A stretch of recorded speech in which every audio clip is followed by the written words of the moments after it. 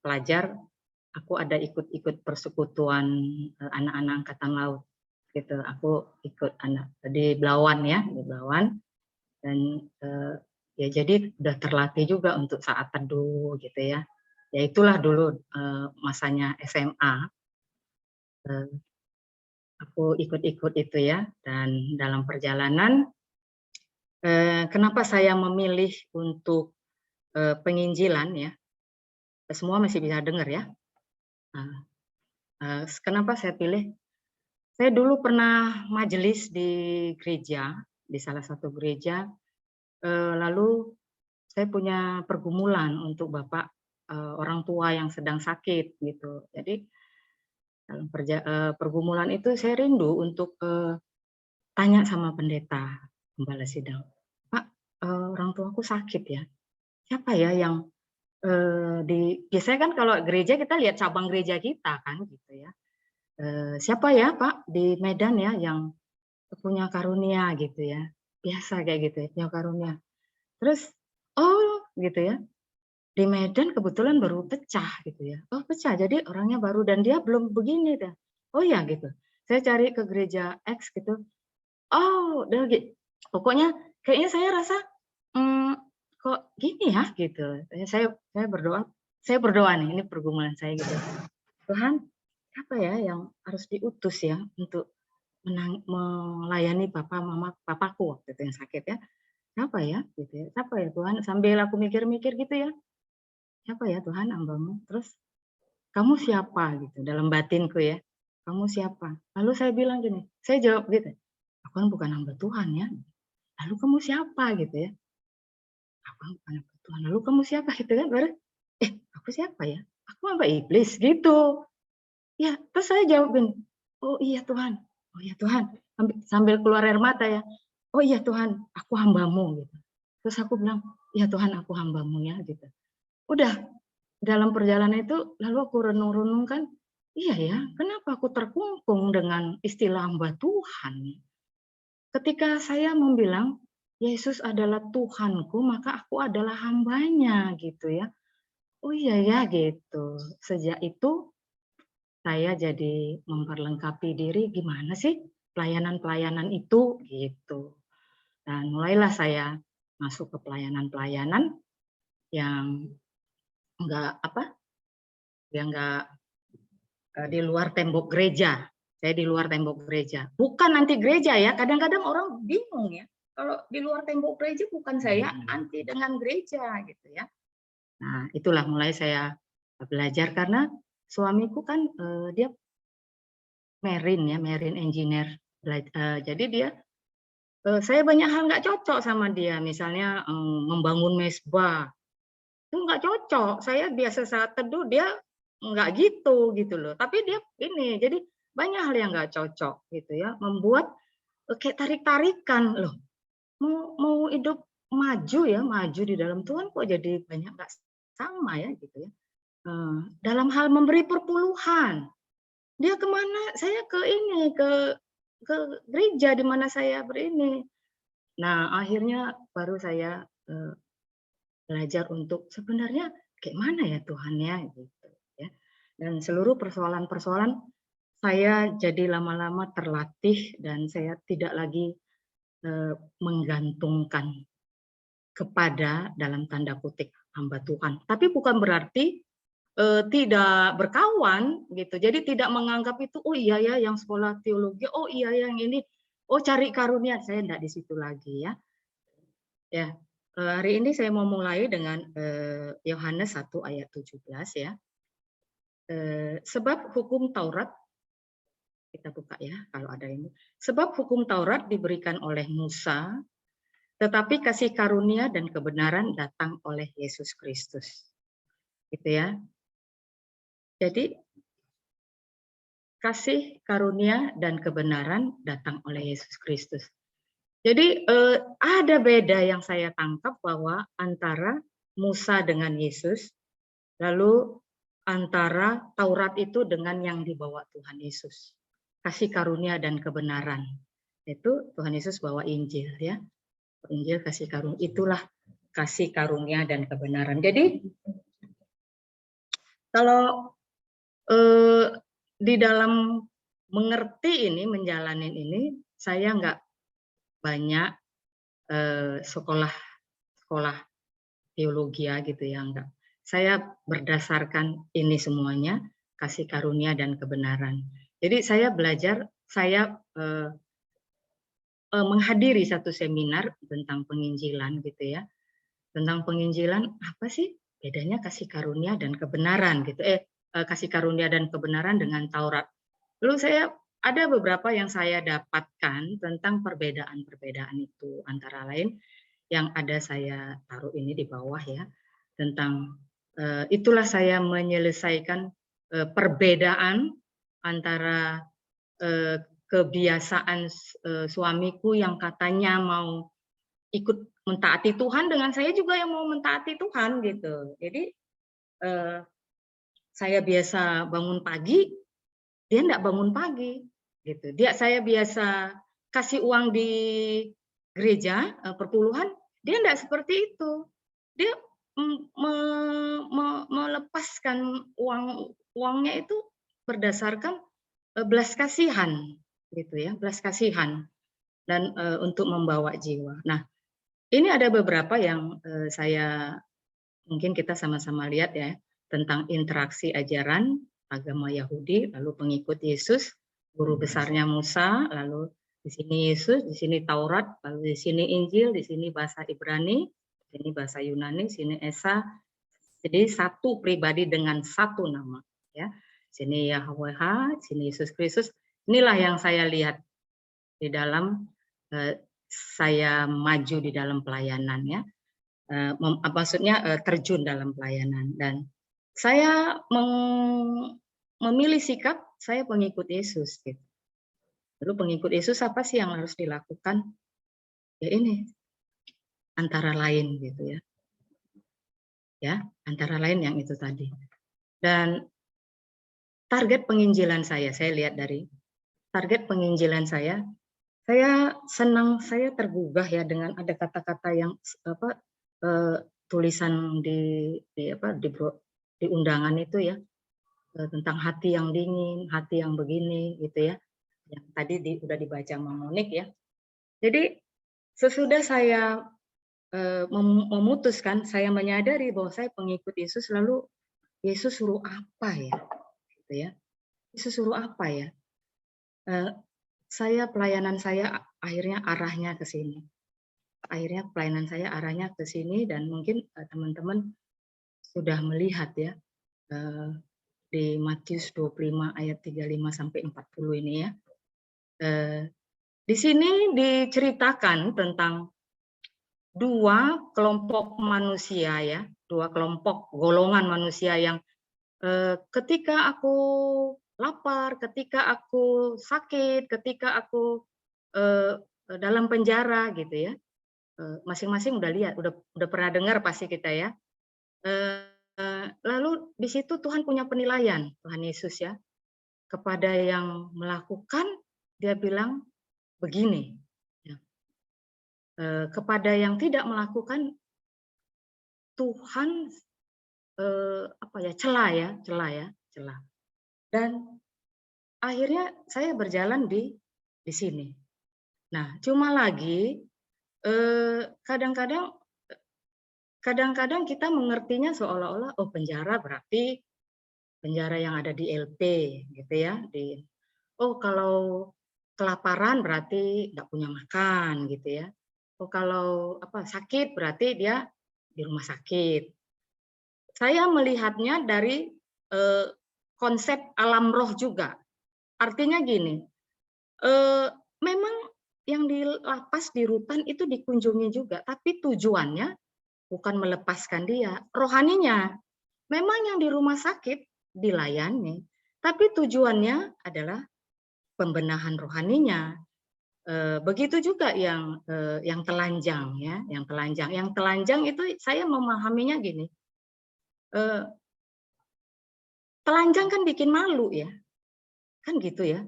Itu bukan urusannya cuma sekedar orang telanjang itu berarti orang gila di jalan, enggak.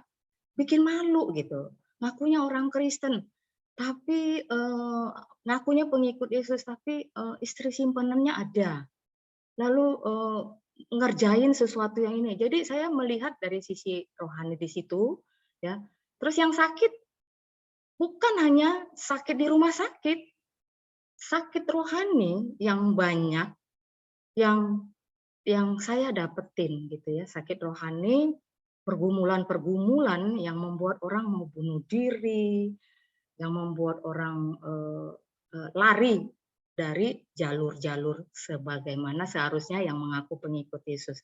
Jadi itulah yang saya kerjakan untuk mengisi pelayanan-pelayanan dalam memenuhi Matius 25 ayat 1 sampai sekian, ayat 35 khususnya 40 itu ya.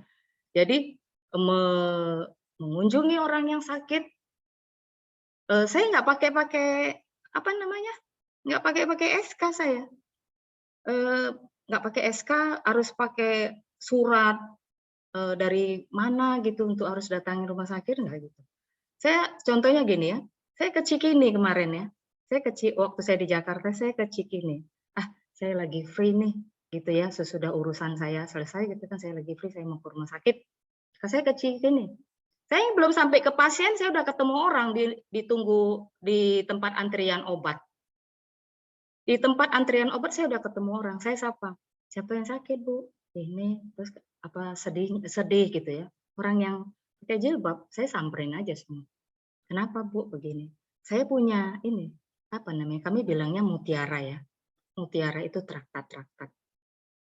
Traktat-traktat, ini Bu, saya kasih, Ibu boleh datang kepada Isa. Ya, mereka kan taunya Isa ya toh. Jadi kepada Isa alaihissalam itu yang mereka bilang, Ibu kalau sakit, Isa yang bisa membuat mujizat, yang bisa menyembuhkan orang, gini-gini. Sudah, Tuhan Yesus berkati ya Bu, ya tempelinlah kasih karunia-Nya, gitu ya. Itu belum sampai ke rumah sakit, apalagi udah sampai rumah sakit. Itu nggak cuman dapat berapa pasien sih, gitu ya. Jadi ngunjungin rumah sakit. Saya kan tanya juga tuh di kesusteran, boleh, ada yang mau nggak untuk saya kunjungin, saya doain? Rata-rata mereka pada takut juga loh, takutnya gini, karena mereka nggak siap, seandainya habis dikunjungin nanti nggak bisa ngasih amplop sama hamba Tuhan yang datang melayani. Jadi saya lihat, padahal jadi saya nggak pernah mau terima kalau ngunjungin ke rumah sakit. Ya. Halo. Halo. Bisa nangkep? Ya, bisa Kak. Jelas Kak Mahda. Oke. Lanjut Kak. Oke. Tadi Kak Sondang belum matiin ini. Oke. Jadi saya bisa di luar rumah sakit, di dalam rumah sakit itu dapatnya juga nggak berapa. Jadi di dalam rumah sakit tuh kalau saya ketemu orang yang sakit, sebenarnya sederhana saya lakukan. Kan di Injil kan dibilang ya, Tuhan Yesus bilang kepada orang-orang sakit dosamu sudah diampuni. Lalu ada lagi ayat yang bilang gini, apa namanya? Bukan karena dosa orang tuanya, bukan karena ini, tapi kemuliaan Tuhan mau dinyatakan. Jadi saya nyapanya di situ aja. Begitu. Jadi sakit apa, Bu? Sakit ini. Kalau dia orang Kristen, saya gampang ya. Bu, boleh nggak saya bicara? Nah, saya tunjuk ayatnya. 1-2 ayat aja.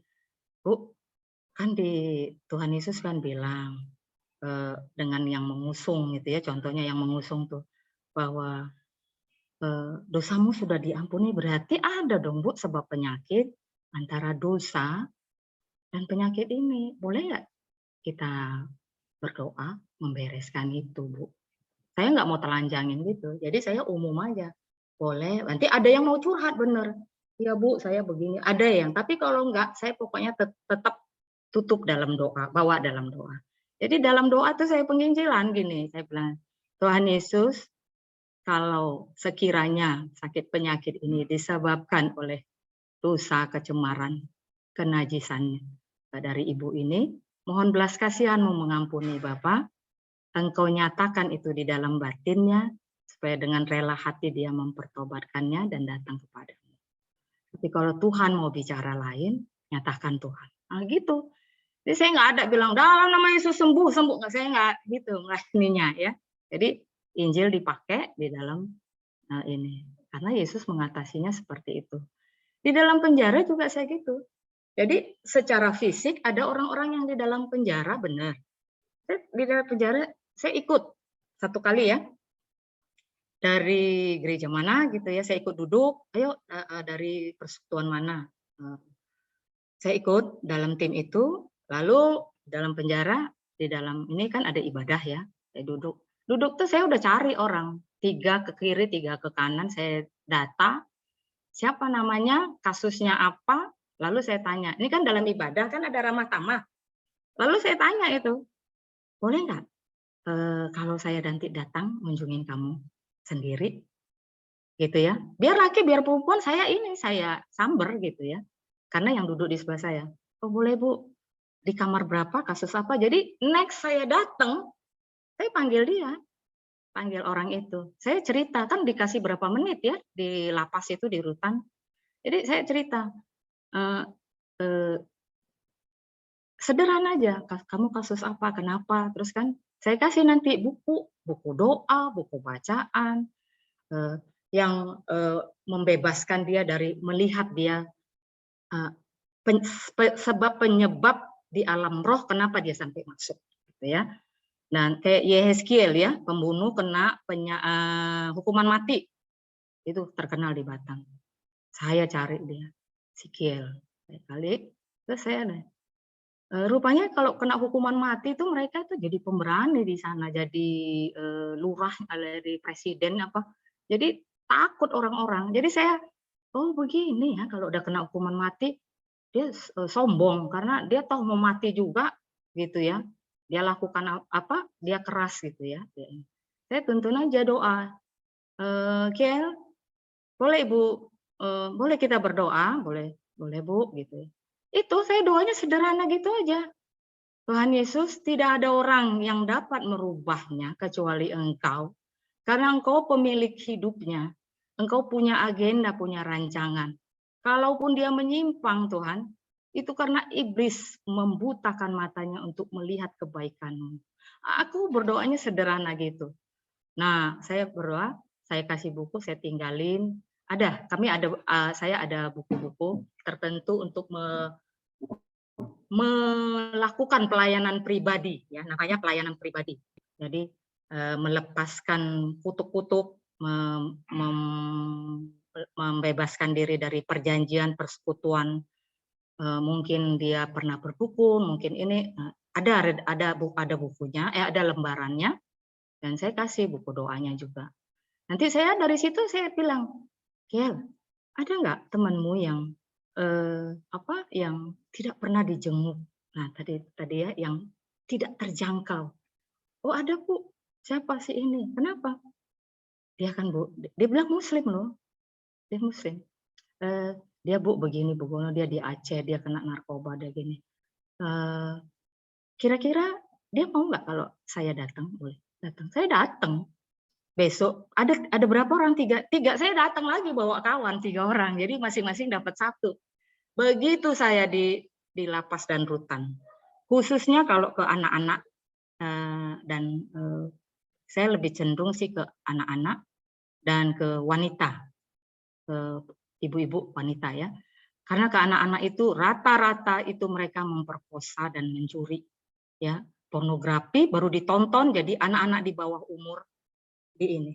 Jadi saya melihat waktu saya lakukan gitu, namanya saya pernah dari kumpulan ya, dari wadah gereja, dibilang sesat, nggak pakai ini, nggak itu. Saya udah nggak terganggu lagi karena saya udah lihat pimpinan Tuhan gitu ya.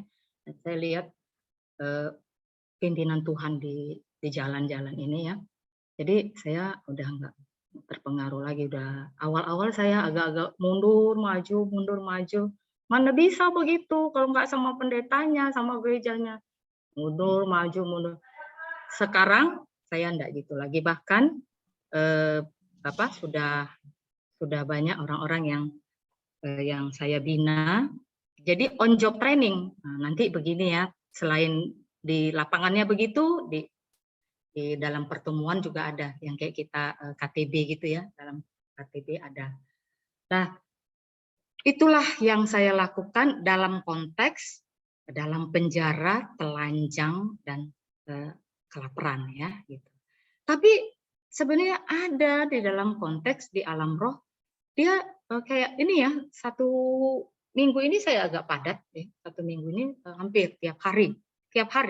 Jadi ada keluarga yang istrinya, suaminya udah dalam pernikahannya ya banyaklah sesuatu, akhirnya dia kepingin bunuh diri. Saya bersyukur loh, saya dikenali dikasih berita nih, kasih berita ya, kasih berita, akhirnya saya kunjungi. Jadi kenapa ini ya mandat mengapa kita harus melakukan ini? Itu tadi ya, karena ada perintah dari Raja Sorga, itu Yesus Kristus ya. Jadi kalau perintah maka kita sebagai warganya ikut. Jadi dalam perintah itu terbersit ada belas kasihan ya. Yesus itu dalam pelayanannya itu bukan ritual-ritual, tapi didasari pada belas kasihan. Jadi saya mengerti belas kasihan ini dulu begini ya. Misalnya di Matius 12 ayat 7 ya. Matius 9 ayat 13. Jadi yang kukasihi bukan persembahan. Ya, tapi belas kasihan. Saya ngebayangin gini ya. Saya mau kasih kopi nih dengan Andre ya. Padahal Andre mintanya teh. Lalu Andre bilang gini ke saya, "Kak, yang aku mau teh bukan kopi."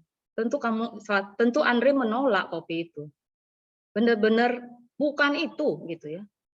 Jadi saya pun berangkat dari sini. Bukan uang-uang gitu loh, bukan persembahan ini anak sulung apa segala, terus kita nggak punya hati yang terasa gitu ya, nggak punya ini. Dan saya lihat di situ, makanya saya maju terus aja, biarpun ada yang bilang enggak dong, rumah Tuhan kan ke sini, ke sono gitu. Saya enggak, saya maju aja itu. Di mana belas kasihan untuk menegakkan nama Tuhan, saya sebar di situ.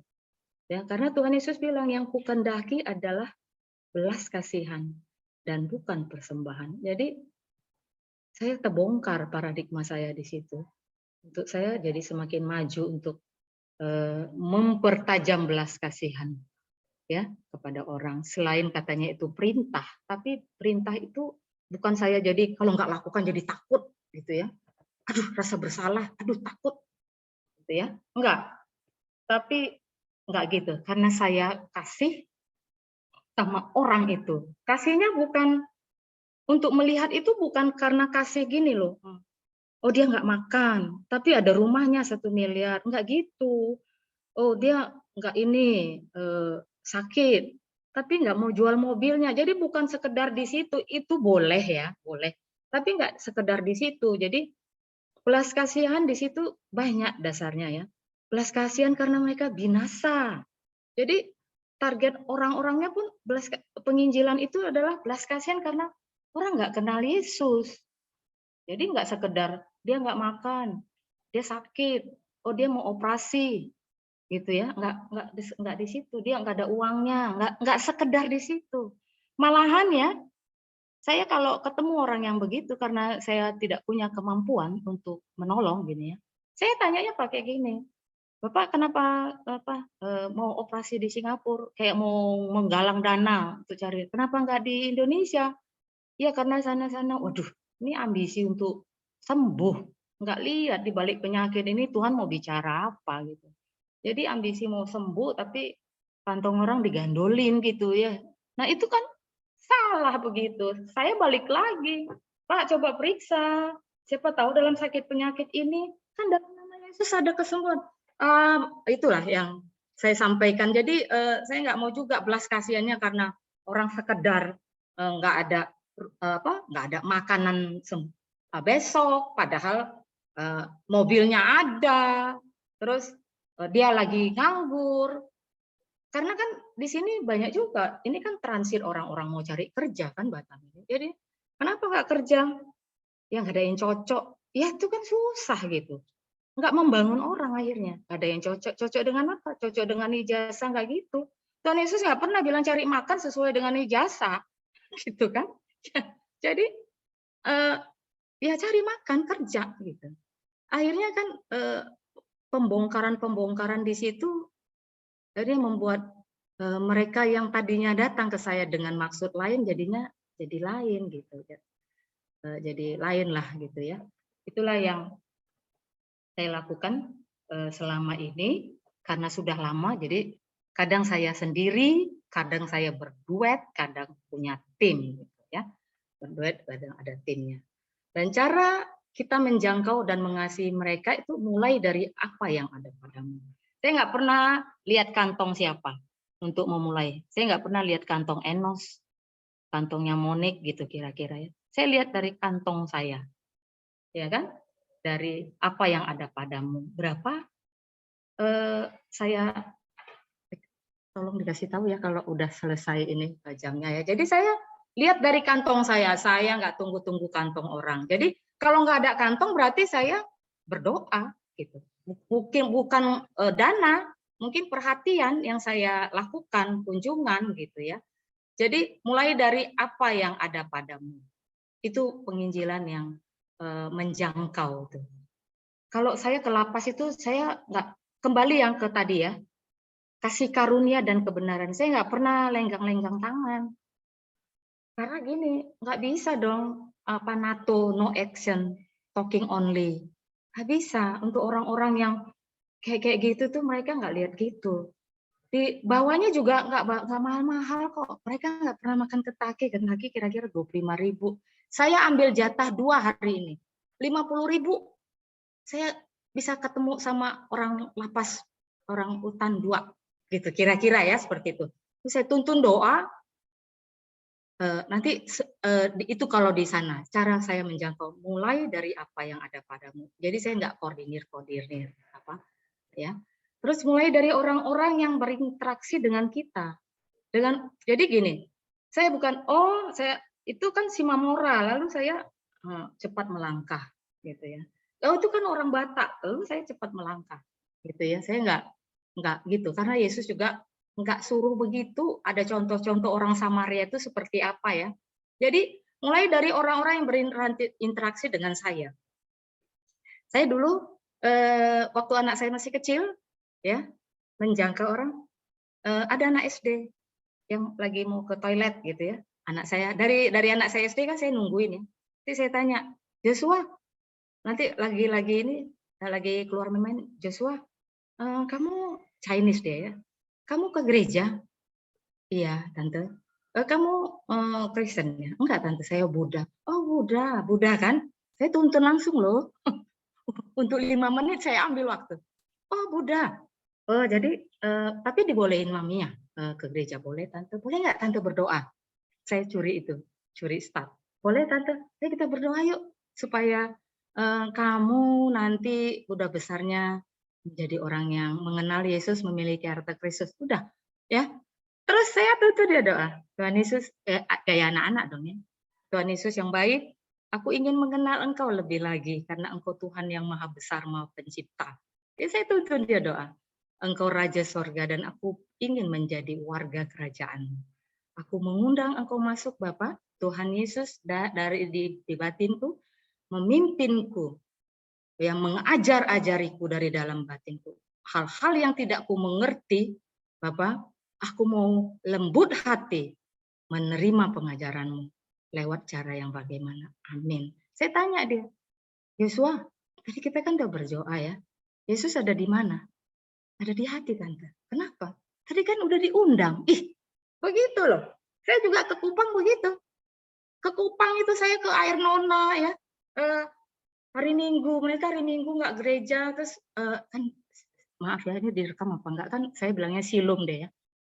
Kan mereka itu ya di pinggir kolam Air Nona main-main gitu ya. Saya tanya gitu, ini kenapa tidak ke gereja? Iya Tante, lagi malas gitu ya. Saya tanya aja nih yang untuk anak kecil ya.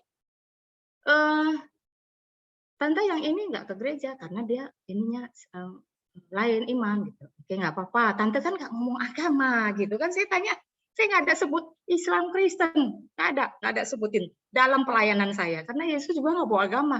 Apalagi di Indonesia ngomong selipang ini kayak gimana gitu. Jadi saya udah terbiasa bicaranya nggak agama gitu. Jadi oh gitu.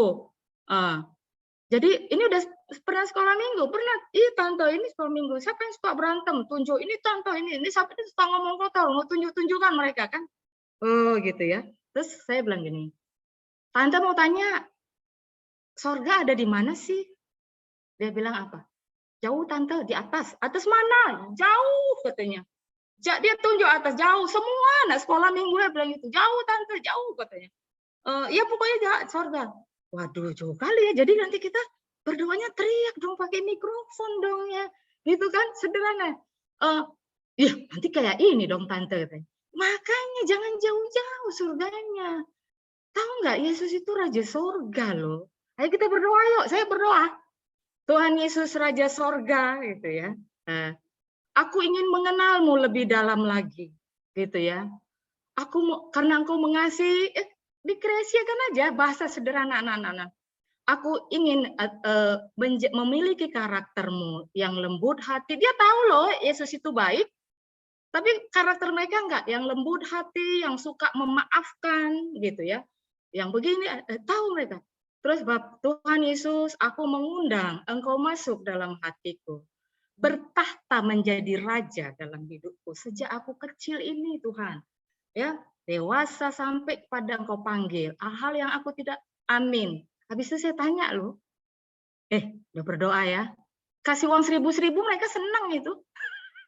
Di Kupang, uang jajan susah gitu ya. Kasih. Siapa tadi yang itu? Tadi kan kita udah berdoa ya. Jadi Tuhan Yesus ada di mana? Ditunjuk semua di dadanya. Di hati tanta. Kenapa tadi katanya di sorga jauh?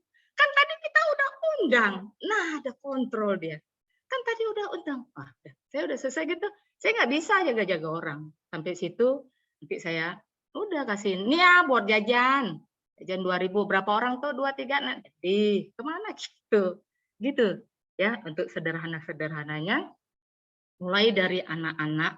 Jadi sasaran menjangkau itu bukan di luar istilahnya agama, enggak, semua harus dijangkau. Karena saya juga di lapas juga ya, saya lihat ada orang yang jadi lesbian. Ya, tadinya masuknya enggak lesbian, di dalam jadi lesbian. Itu karena mereka akan berapa tahun dan mereka tak berdaya loh.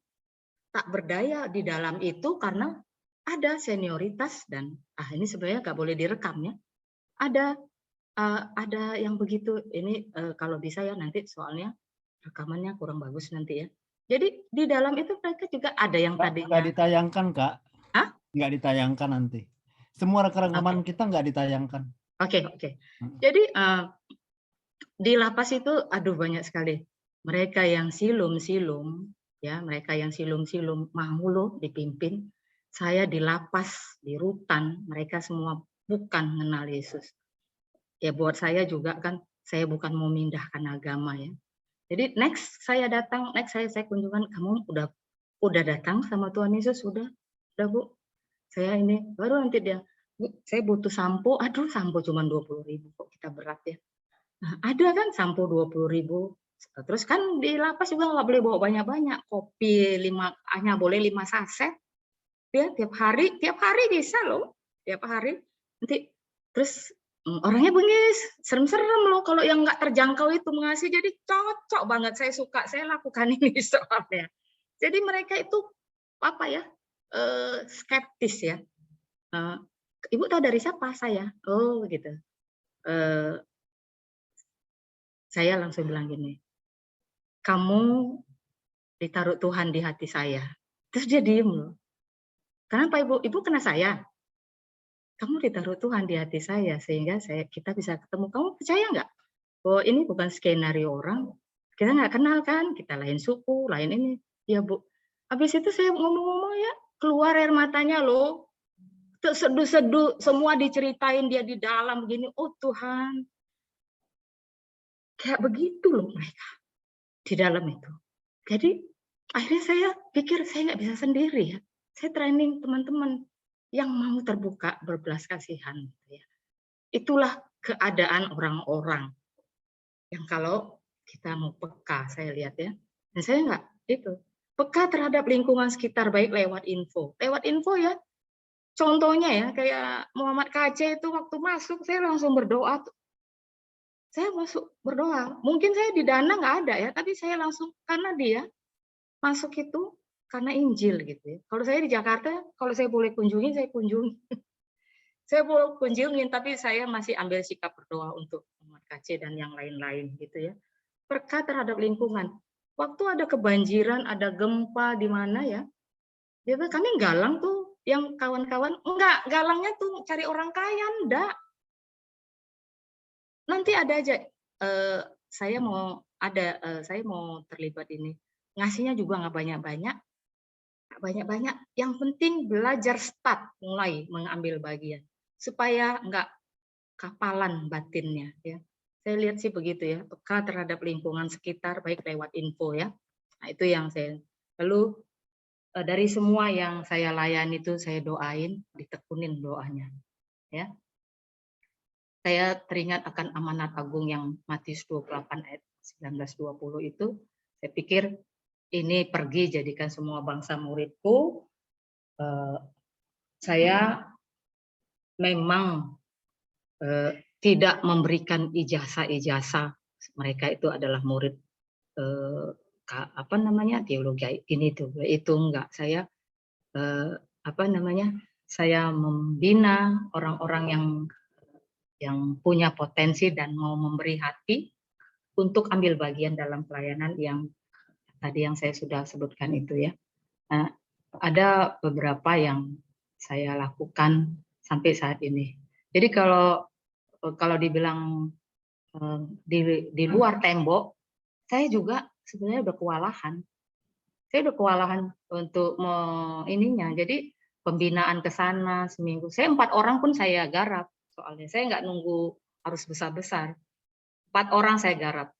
Ya, contohnya ya, ada di sini ya, bidan senior, dia dulu menikah mungkin menyangkal Yesus, kawin dengan ini.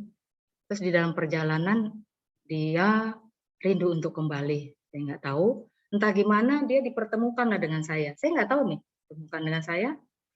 Terus saya ketemu, dia itu nggak boleh nginjak gereja. Waktu dia itu ya dia nggak boleh. Saya ketemunya tahu di mana? Di warung tenda. Saya ketemu dia. Dia kan konsep dia kalau udah dia mau kembali kepada Yesus maka dia masuk gereja. Wah, dia diserbu.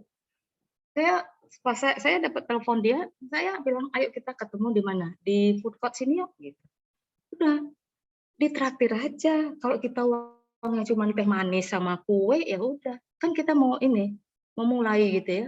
Dan dia cerita semua di situ.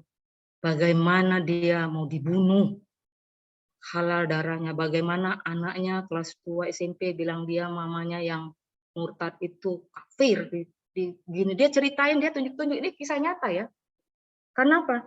Dia sebenarnya sudah dibina oleh dokter spesialis di Batam untuk naik haji.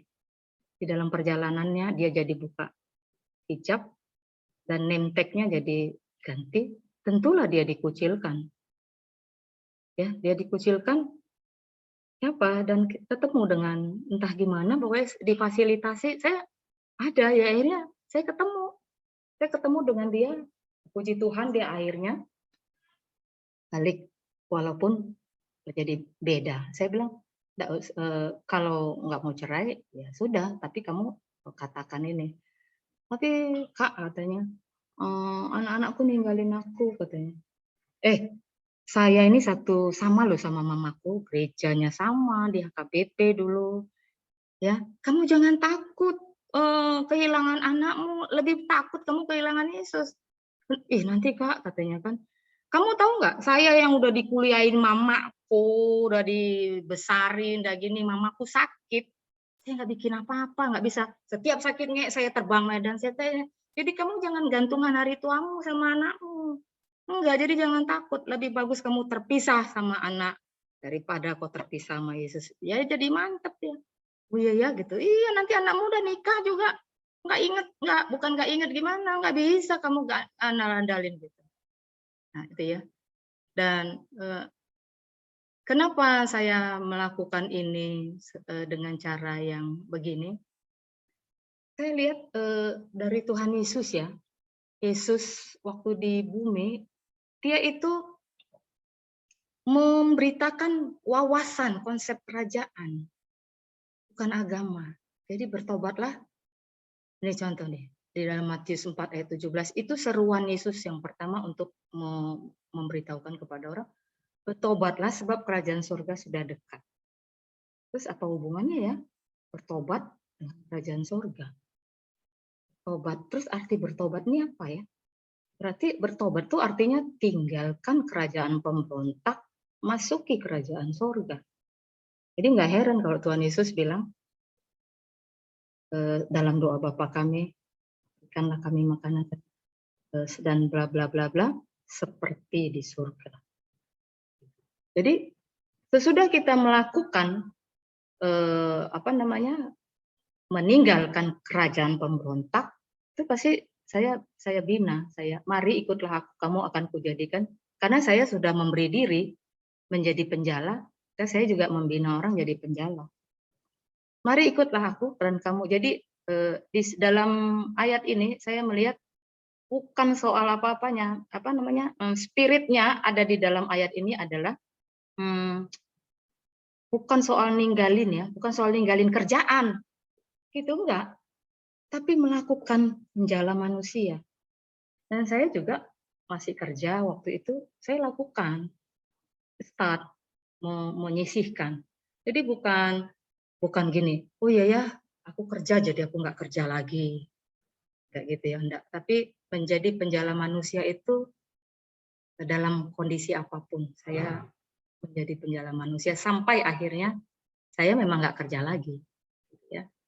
Nah, itulah kenapa saya melakukan ini, karena saya melihat bahwa Tuhan Yesus sebenarnya nggak bawa agama pada dasarnya ya.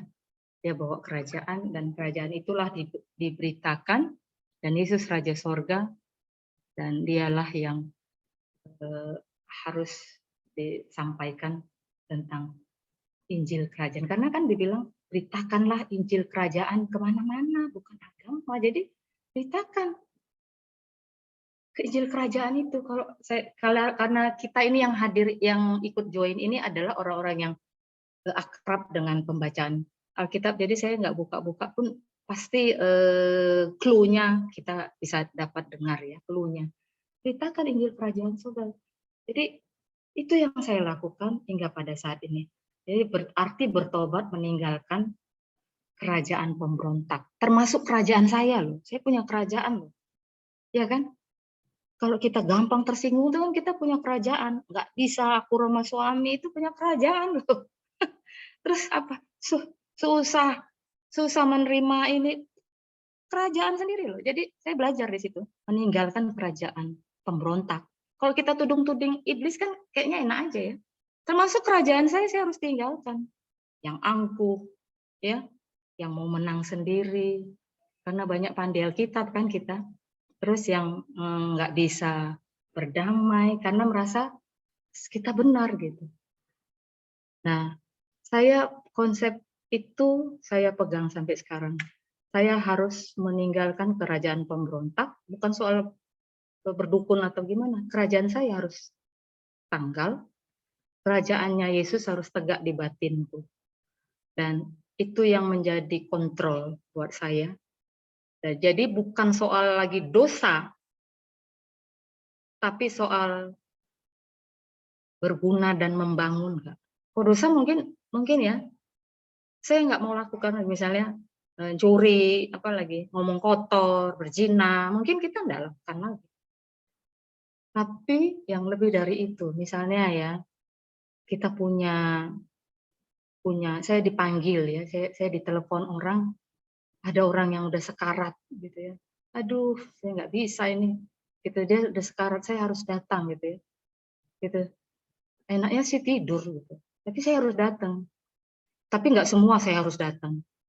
Saya kadang-kadang tergerak untuk harus datang. Saya datang jam berapa? Saya datang.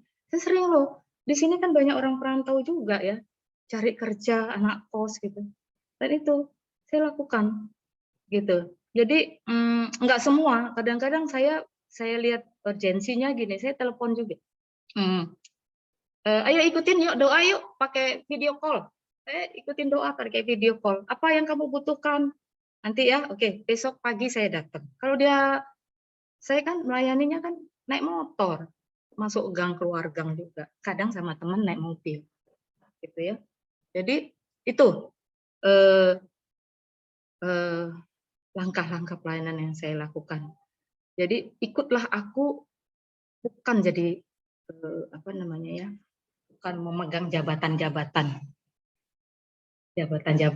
di dalam kerohanian, tapi saya jalan manusia. Jadi naluri batin saya terasah untuk melihat orang lain berbelas kasihan karena tidak memiliki Yesus dan yang lain sebagainya. Jadi di sini ya saya ada taruh, ini udah berapa jam ya? Udah lewat nggak? Kasih tahu ya? Belum, terus Oke, belum ya. Nah, saya kasih beberapa, ada saya iniin untuk, karena gini ya, kadang-kadang gini, saya pernah ke Singapura nih ya. Kalau Enos kan penghuninya, kalau saya kan sesekali ya. Saya pergi ke Paya Lebar. Situ kan banyak prostitusi ya. Nanti pembantu sekalian begini gitu. Saya ke ininya aja, ke sana sama beberapa orang. Saya rajin nyapa. Orang Indonesia dari mana? Iya. Kenapa kerja? Iya Bu, ada yang banyak juga Manado, Sangir ya. Ada juga yang dari Sunda. Kenapa kerja di sini? Iyalah kamu gitu. Emang di sana nggak cukup kerja? Pokoknya rajin aja nyapa. Saya kan punya. Jadi sini kerjanya apa? Ya tadinya mau pembantu Bu, tapi merangkap juga. Merangkap. Kadang-kadang yang lebih sedih lagi ya. Saya pembantu, tapi di luar nanti diajak tuannya. Diajak tuannya.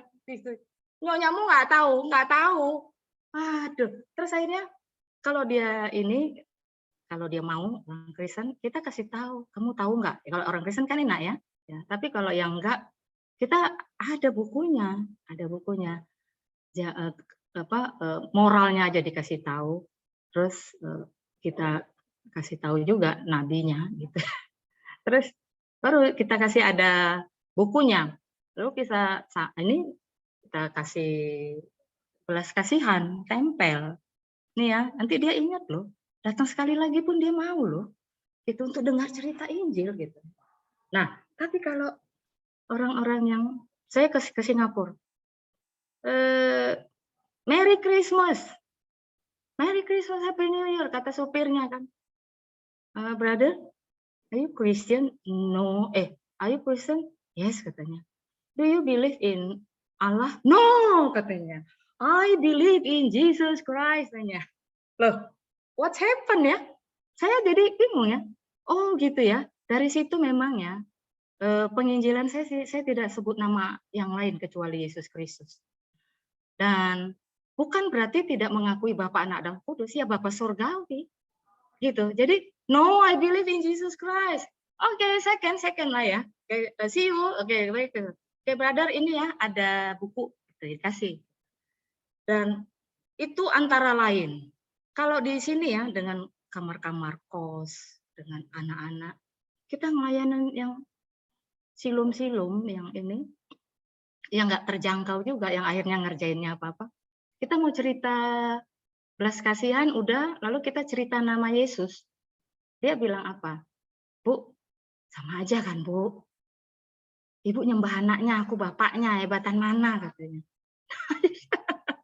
Akhirnya saya nggak ini lagi. Jadi mentok-mentok di situ akhirnya saya dalam pelayanan saya penekannya tiada Tuhan selain Yesus Kristus. Ya, tiada Tuhan saya. Karena apa? Baik buat orang sakit di sini ada ya. Karena dalam nama Yesus dimuati, kuasa dikodrati, baik pengampunan dosa. Jadi kalau nuntun pun jaminan keselamatan kekal, tersedia kuasa mengusir setan, pengabulan doa, dosa-dosa diselesaikan, semua lutut. Karena kalau enggak mereka ini ada saja yang bilang begini, Bu, mereka jadinya diputar-putar dan akhirnya mereka enggak menikmati berjalan bersama Yesus karena ada yang ngajarin lagi, yang lain lagi, Bu. Katanya Tuhan kan sama aja. Jadi saya dalam pelayanan meraih orang-orang itu, saya memberitakan nama Yesus. Di luar itu saya beritakan, karena dalam nama Yesus dimuati segala hal ya yang kuasa-kuasa dikodrati itu, yang lain untuk supaya mereka tidak kena polemik debat kiri, debat kanan, saya lakukan itu. Dan puji Tuhan, sampai sekarang anak-anak yang dibina itu sudah paham kenapa nama Yesus. Tapi bukan berarti, karena tahu nggak, saya aja yang layanin orang-orang ya, kunjungan ke orang-orang rumah liar ya, habis itu udah berapa kali kunjungan, udah dibina, habis itu ada Alkitabnya. Saya lihat, saya kan nggak paham nih. Jadi di lapangan Tuhan memperlengkapi saya nggak tahu tuh saksi Yehova kayak apa. Terus saya lihat bukunya, loh kok Alkitabnya lain ya di baliknya? Oh itu Bu, kemarin ada saksi Yehova datang. Oh gitu, itu banyak loh di Samber loh. Oh gitu. Nah, saya bilang gitu, jangan sebut dalam doamu yang lain kecuali Yesus Kristus. Saksi Yehovanya nyingkir. Kalau masih yang lain dia sama, karena kan saya duduk di kamar aja loh. Saya heran ya, mereka kok tahu ya, didatangi saya di kantor, saya dibawa buku-buku, karena saya sering kasih buku dalam pelayanan, saya dikasih buku juga sama siapa, dikira satu link. Terus kan nanti dia bilang, oh, Ibu saksi apa? Enggak, saya saksi Yesus Kristus, Bu. Oh ya, gitu. Ya, saya saksi Yesus Kristus. Saya nggak pernah panggil yang lain, Bu. Iya, Yesus juga teladan kami, katanya. Iya, tapi saya berdoa kepada Yesus Kristus, nggak pakai kiblat, Bu, nggak pakai ini, saya bilang. Jadi udah mundur gitu. Jadi itulah yang saya dalam rangka proteksi untuk orang-orang yang udah terjangkau. Jangan lagi dirusak-rusak, saya lakukan seperti itu. Jadi pernah di Bandung, saya kira ya, saya di Kupang, saya di sini, akhirnya saya itu nggak ketemu-temu di gereja sama mereka tuh. Saya ketemu di warung tuh. Dengan bermodalkan 50.000 saya traktir makan teh di sini, teh obeng namanya ya. Nah ini dia udah air mata, nggak bisa juga lihat selera makan. Orang udah nangis-nangis, yang penting ini. Nah pernah lagi ya, orang udah pakai hijab. Saya udah dengar ini. Namanya orangnya cantik. Saya bilang, boleh kita ketemu? Boleh. Di mana? Di ini ada yang tempat ini. Tapi dia bilang gini, Bu, Ibu tahu nggak kalau saya ketemu orang saya dipantau loh Bu, katanya kan. Itu yang sebelah ini kiri kanan Bu. Kita berdoa. Saya bilang, saya berdoa, nggak usah tutup mata, nggak usah lipat tangan. Saya bilang, jadi nggak ada yang pantau. Ayo ucapin. Jadi kita lihat-lihatan. Ya, lihat-lihatan. Kamu fokus, kamu lihat tapi kamu fokus saja ya. Yuk. Tuhan Yesus, di masa lalu aku pernah menyangkali Engkau dengan mengucapkan 2 kalimat syahadat yang mendukakan hatimu karena pernikahan, ketidakmengertianku. Saat ini Tuhan Yesus, aku mau nyatakan batal itu dalam nama Tuhan Yesus. Aku mau mengundang Engkau masuk, terikat perjanjian kepada Yesus Kristus. Jadi itu nggak pakai tuh, saya nggak pakai tutup mata lipat tangan. Gitu kok saya. Ada yang warung Padang juga ya. Dia lihat mukaku, muka teman-teman kami berdoa kan. Disamperin. Ibu ini ya, orang Kristen ya, Bang, dengan Bang Edang. Saya juga dulu Kristen Bu, katanya. Saya nggak mau kok terikut dia bilangin Kristen. Kamu dulu percaya Yesus ya, sekarang nggak lagi, nggak Bu. Tapi saya sebenarnya pengen balik loh Bu. Dia kan pelayan nih, kenapa nggak balik? Ya suamiku kan silum Bu. Mau nggak kamu balik? Mau Bu, tapi nanti gimana? Enggak ketahuan sini. sini gitu kan. Bu, ada bos saya, nggak apa-apa sini, berdiri dia di sebelah saya. Ikutin ucapan saya ya. Aku membatalkan kalimat syahadat yang pernah kuucapkan di masa lalu. Bentuk penyangkalanku kepadamu Tuhan Yesus. Aku menyesal, aku begini begono ya. Itulah kayak gitu penginjilan kaki limanya yang kulakukan sehingga tidak ada tembok, nggak ada batas. Mungkin itu aja yang bisa saya sampaikan. Jadi saya percaya kita yang teman-teman lain kan punya pengalaman. Saya juga punya keterbatasan, boleh juga sharing perjalanan pelayanan teman-teman sehingga kita boleh saling memperlengkapi. Terima kasih. Berkati. Oke. Tangan dong buat Magda. Buat Tuhan Yesus. Amin. Oh, kayak gitu.